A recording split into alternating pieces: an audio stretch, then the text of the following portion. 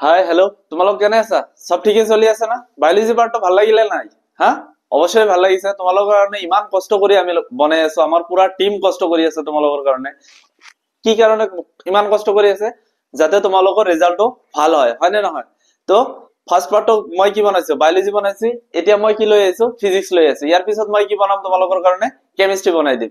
আৰু লাষ্ট ভিডিঅ'ত মই কৈ দিছো কি এই মাহৰ ভিতৰতে তোমালোকক পুৰা আমি ফিজিক্স কেমিষ্ট্ৰি বায়োলজি তিনিটা কভাৰ কৰি দিম, কাৰণ নেক্সট মান্থত তোমাৰ পৰীক্ষা আছে, হয় নে নহয়?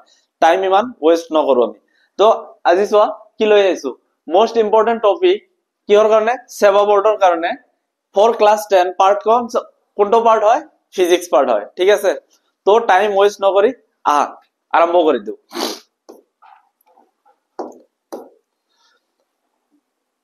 ফিজিক্সৰ যিটো ফাৰ্ষ্ট চেপ্টাৰ আছে সেইটো কি আছে? পোহৰ চেপ্টাৰ। পোহৰ চেপ্টাৰ ভেৰি ভেৰি ইম্পৰ্টেন্ট। ইয়াৰ পৰা 3 মাৰ্কৰ এটা কোশ্চেন আহিব, 1 মাৰ্কৰ আহিব, 2 মাৰ্কৰো আহিব পাৰে, ঠিক আছে? 3 মাৰ্কৰ এটা নিউমেৰিকেল অংক আহিবই আহিব, গ্যাৰান্টি আহিব। তো যিমান কেইটা অংক আছে সেইবিলাক ভালকৈ চাবা, ঠিক আছে? আৰু কি কি চাবা ইয়াত চোৱা, পোহৰৰ প্ৰতিফলন আৰু ইয়াৰ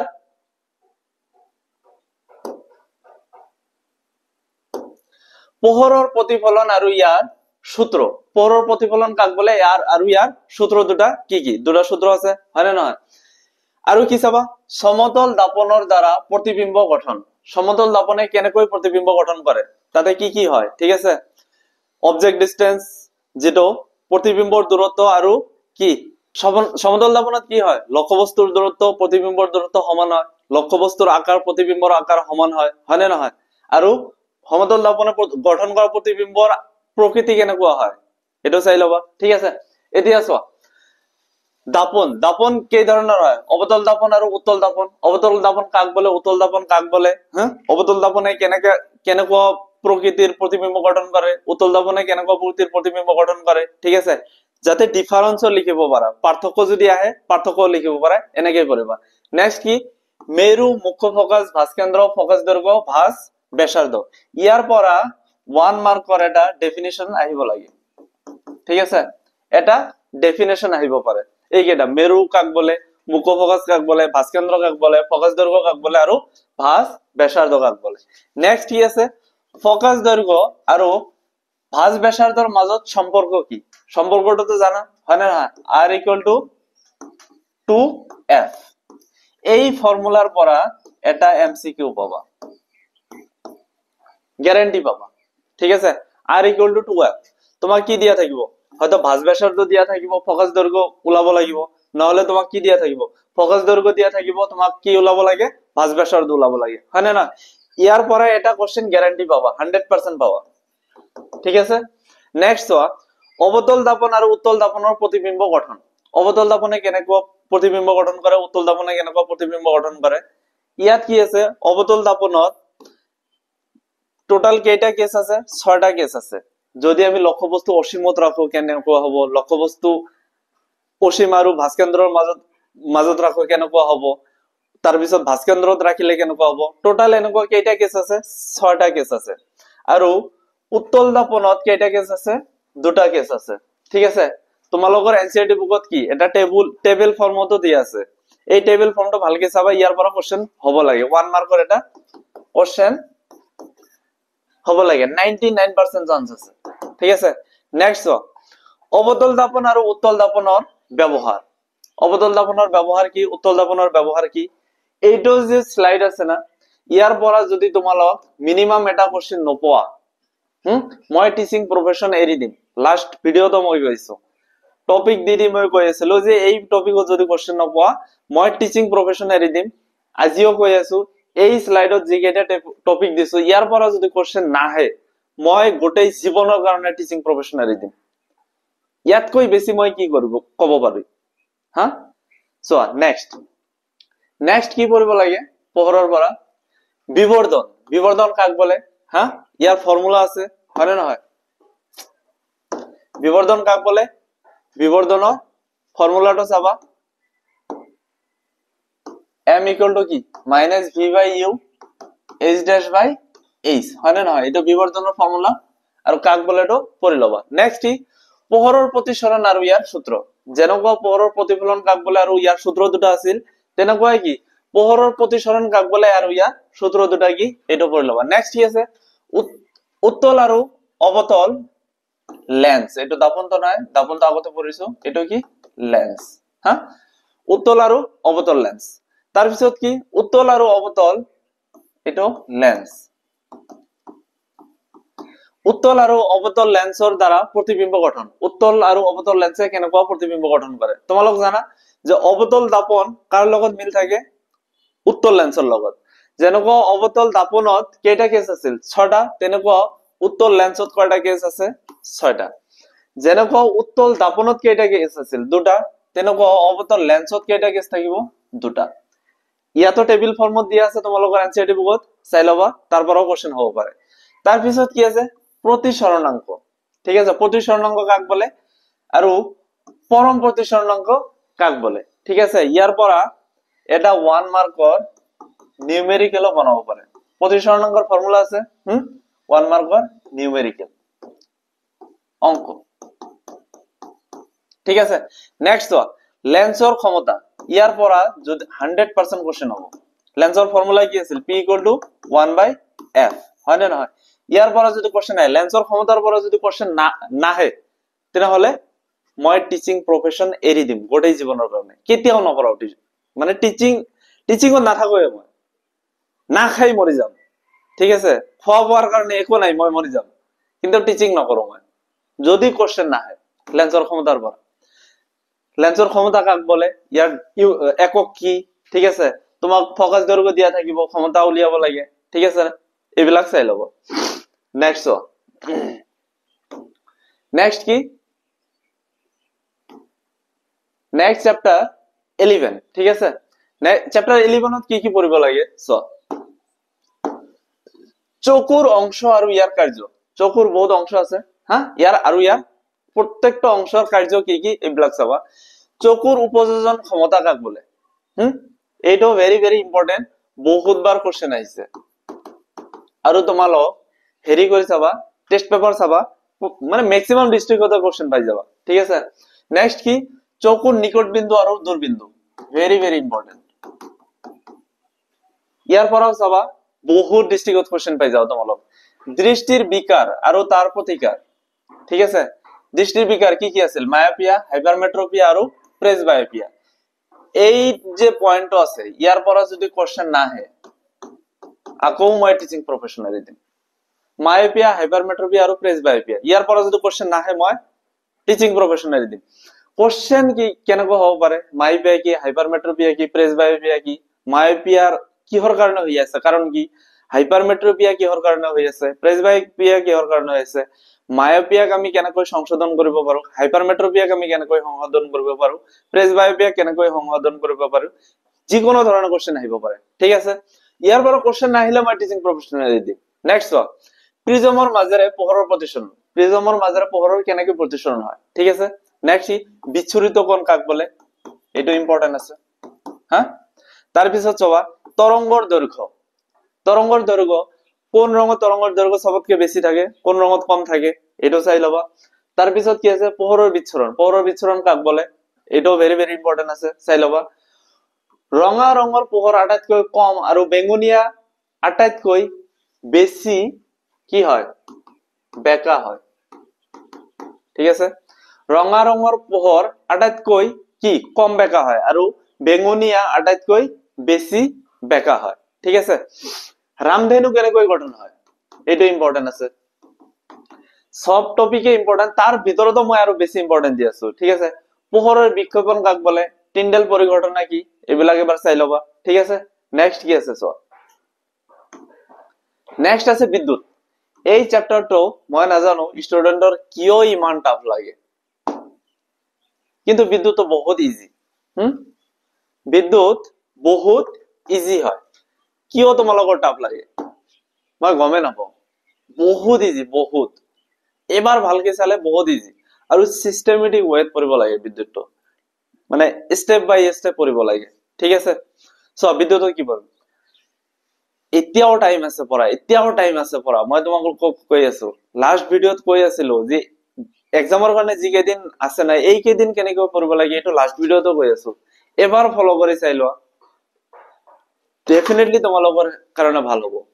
ঠিক আছে, আমালোকৰ একো নালাগে, বাৰে বাৰে কৈ আছো, কি লাগে আমাক? একো নালাগে। কিবা খুজি আছো নেকি তোমালোকৰ কাৰণে? ভিডিঅ' বনোৱাৰ কাৰণে নহয়, তথাপি চাই আছো তোমালোকৰ ৰিজাল্টটো ভাল হওক, হয় নে নহয়? চোৱা, বিদ্যুৎ, বিদ্যুতত কি পঢ়িব লাগে? বিদ্যুতত বিদ্যুৎ প্ৰবাহ কি, ইয়াৰ একক কি? বিদ্যুৎ প্ৰবাহ কাক বোলে আৰু ইয়াৰ একক কি? নেক্সট, এমিটাৰ নামৰ সঁজুলিৰে বিদ্যুৎ প্ৰবাহ জোখা হয়, হয় নে নহয়?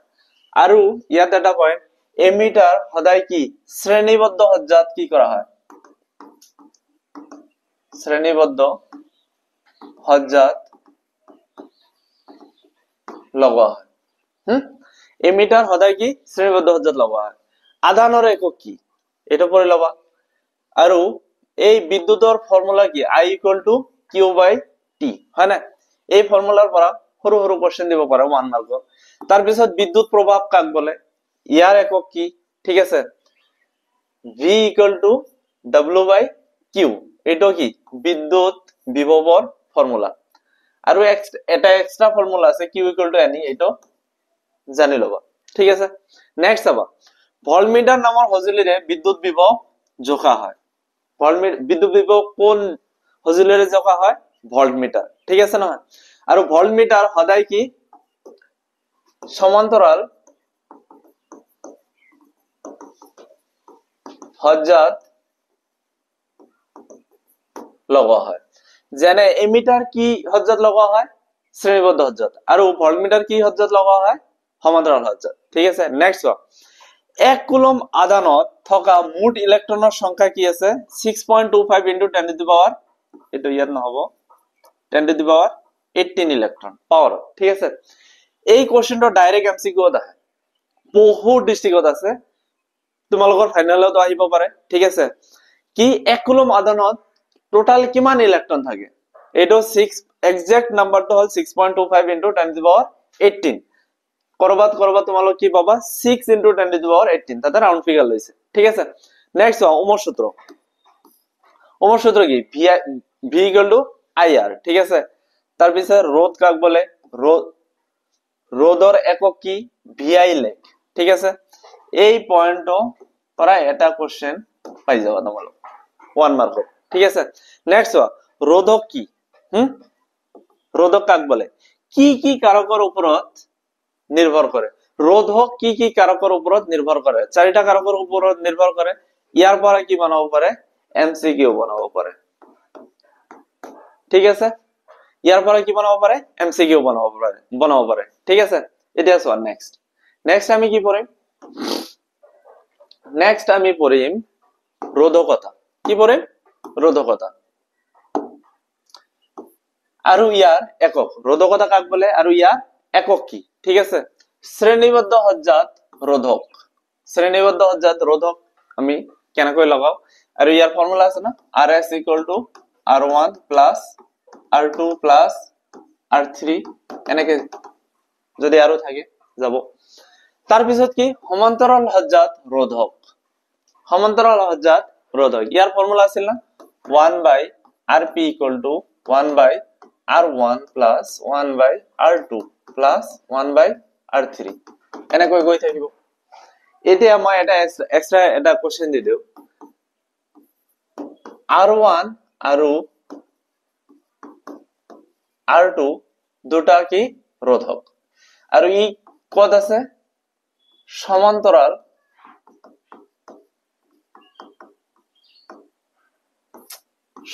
সজ্জাত লগোৱা আছে। সমান্তৰাল সজ্জাত সজোৱা আছে। তেনেহলে ইয়াৰ মুঠ ৰোধ কিমান হ'ব? তোমালোক কি কৰিবা? 1 by RP equal to 1 by R1 plus 1 by R2, এনেকে কৰিবা? নহয়, নালাগে, ডাইৰেক্ট এটো মুখস্থ ৰাখিবা। RP equal to R1 into R2 divided by R1 plus R2। ঠিক আছে, এটো ডাইরেক্ট কোশ্চেন তোমালোকে হেৰি এমসিকিউত পাই যাব পাৰা। নহলে তোমালোকক যদি দুটা R1 আৰু R2 ৰ ভ্যালুও দিয়া থাকে, তোমালোক ডাইৰেক্ট এই ফৰ্মুলাৰ পৰা কি মুঠ ৰোধ বাহিৰ কৰিব পাৰিবা। ঠিক আছে, তো R1 আৰু R2 দুটা ৰোধ আছিল আৰু সিহঁতক কি সমান্তৰাল সজ্জাত সজোৱা আছে। তো মোট রোধ কিমান হ'ব rp = r1 * r2 / r1 + r2 ঠিক আছে নেক্সট বিদ্যুৎ প্ৰবাহৰ তাপীয় ক্ৰিয়া ঠিক আছে বিদ্যুৎ প্ৰবাহৰ তাপীয় ক্ৰিয়া কি তাপীয় ক্ৰিয়া জুলৰ সূত্র জুলে সূত্র দিছিল এটো কি ফর্মুলা আছিল না h = I² RT এটা ফর্মুলা আছিল আরে নহয় হ্যাঁ নেক্সট কি আছে বৈদ্যুতিক বাল্বৰ ফিলামেন্ট কিয় টাংস্টেনেৰে গঠিত এটা একটা কোশ্চেন আছে বৈদ্যুতিক বাল্বৰ যে ফিলামেন্ট আছে ই কিহেৰে গঠিত টাংস্টেনেৰে গঠিত কিয় গঠিত এটা পঢ়িবা ফিলামেন্টৰ জীৱন দীঘলীয়া কৰিবৰ কাৰণে নিষ্ক্ৰিয় গ্যাস কি আৰ্গন আৰু নাইট্ৰোজেন ভৰাই ৰখা হয় ঠিক আছে ফিলামেন্টৰ কি জীৱনকাল দীঘলীয়া কৰিবৰ কাৰণে নেক্সট কি আছে সব বৈদ্যুতিক ফিউজ আৰু ই কিহেৰে গঠিত বৈদ্যুতিক ফিউজ কি আৰু ই কিহেৰে গঠিত ঠিক আছে নেক্সট ফিউজ সদায় শ্ৰেণীবদ্ধ সজ্জাত লগোৱা হয় ফিউজ কোন সজ্জাত লগোৱা হয় শ্ৰেণীবদ্ধ সজ্জাত ফিউজ লগোৱা হয় আৰু এমিটাৰ লগোৱা হয় বাকি ভোল্টমিটাৰ সমান্তৰাল সজ্জাত লগোৱা হয় ঠিক আছে নেক্সট বৈদ্যুতিক ক্ষমতা আৰু ইয়াৰ একক এই ক্ষমতা বৈদ্যুতিক ক্ষমতা যে আছে ইয়াৰ পৰা কোশ্চেন হ'ব লাগে ঠিক আছে ইয়াৰ ফৰ্মুলা আছিল P = VI হয় না P = VI আৰু 1 কিলোৱাট আৱাৰ = 3.6 * 10⁶ জুল এইটো ডাইৰেক্ট এমসিকিউ তো আহিব পাৰে ঠিক আছে তো তোমালোকৰ এইখিনি কি আছিল তোমালোকৰ ফিজিক্স ঠিক আছে তিনটা চ্যাপ্টাৰ ফিজিক্সৰ এটা চ্যাপ্টাৰ বনোৱা নাই নেক্সট ভিডিওত মই দি দিম ঠিক আছে চাগে যদি পাৰো কেমিস্ট্রি লগতে দি দিম লাষ্টত না তো ফিজিক্স বহুত ইজি হয় তোমালোকৰ কাৰণে টাফ লাগিব পাৰে এইখিনি টপিকস তোমালোক অকলে দেখি যোৱা ইয়াৰ পৰাই কোশ্চেন হ'ব ইয়াৰ বাহিৰে কোশ্চেন নাযায় মই বাৰবাৰ কৈ আছো কিন্তু তোমালোক টপিক বৰ ভালকে চাই যোৱা টপিক বৰ যদি ভালকে ডিটেইলছত চাই নোযোৱা তেতিয়াহে কোশ্চেন মিস হ'ব হয় নে নহয় তো টপিক বৰ ভালকে চাই যোৱা কোশ্চেন ইয়াৰ পৰাই হ'ব কোশ্চেন ইয়াৰ বাহিৰে নাযায় তোমালোক চাই এক্সামৰ দিন চাই লবা ঠিক আছে তো যদি কারো কিবা এই টপিকত প্রবলেম থাকে বুঝোতে ইয়া নোটসত তোমালোক কন্টাক্ট করা লাস্ট ভিডিওত মই নাম্বারও দি দিছো কন্টাক্ট করা মই নোটস প্রোভাইড কৰি দিম মই বুজাই দিম কলতে বুজাই দিম একো প্ৰবলেম নাই ঠিক আছে তো আজিৰ কাৰণে ইমানখিনিয়ে তোমালোকৰ কাৰণে কি থাকিল দোয়া থাকিল ভাল পোৱা থাকিল ভালকে পঢ়া ভাল ৰিজাল্ট কৰা ভাল মানুহ হোৱা হয়নে বাকি লাস্ট কি থ্যাংক ইউ হ্যাঁ তো আজিৰ কাৰণে ইমানখিনি নেক্সট পাৰ্টত কেমিস্ট্ৰি বনাই দিম হ্যাঁ ভালকে পঢ়া